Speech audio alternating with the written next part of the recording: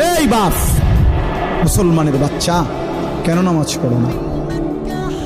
ছেলেরা আমার কেন নামাজ পড়ো না? কেন নামাজ পড়ো? মালিক আর কেমনে বললে নামাজ পড়তে? রাসূলুল্লাহ সাল্লাল্লাহু আলাইহি ওয়াসাল্লাম হাসরের ময়দানে জিজ্ঞাসা করবে, উম্মত পিঠটা তায়েফের পাথরের আঘাতে চাল্লির মতো ছিদ্র বানায় ফেলছিলাম, ক্ষুধার কষ্টে পেটে পাথর বাঁধছিলাম, 3 মাস আমার ঘরের চুলায় আগুন জ্বলে নাই, আমি উম্মত দান দান শহীদ করে রক্তে ভাসে গেছি, 23টা বছর আমি কোনোদিন ঠিক মতো ঘুমাই নাই, এত কাঁদলাম, এত রক্ত ঝরাইলাম, বিনিময়ে তোর কলজাটা নরম করতে পারলাম না,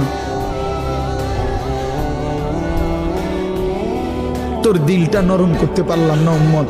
আমি আর কত কাঁদলে তুই আমার কথা শুনতাম?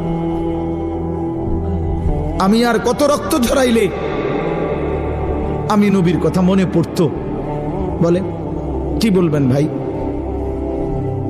বলেন, কি জবাব হতে পারে তখন? আল্লাহ আল্লাহ আমাদেরকে বুঝ দান করেন। ওফ, এর চাইতে দামি কি বললে তুমি বিশ্বাস করতে?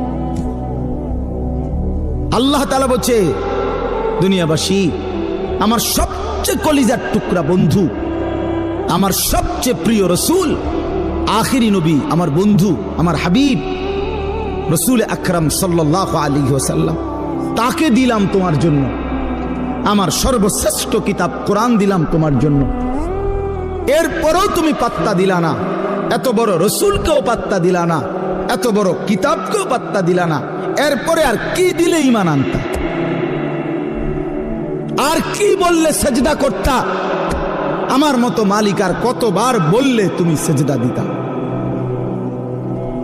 আমার রসুল কতবার কাঁদলে, আর কতদিন কাঁদলে? 23টা বছর তো কাঁদছেন বন্ধু আমার, সেই বন্ধু আর কত কাঁদলে তুমি নামাজ পড়তা? আম্মা জান আয়েশা রাদিয়াল্লাহু তাআলা আনহা বলেন, নবীজির স্ত্রী বলেন, আমি একদিন দেখছি এশার নামাজের কিছুক্ষণ পরে নবীজি হুজরার মধ্যে আমার কামরায়, আমার স্বামী, আমার নবী, আমার রসুল সাল্লাল্লাহু আলাইহি সাল্লাম তিনি দাঁড়াইছেন। দাঁড়িয়ে আল্লাহ তাআলার কাছে নামাজের নিয়ত বাইদা উম্মতের জন্য দোয়া করতে শুরু করছেন।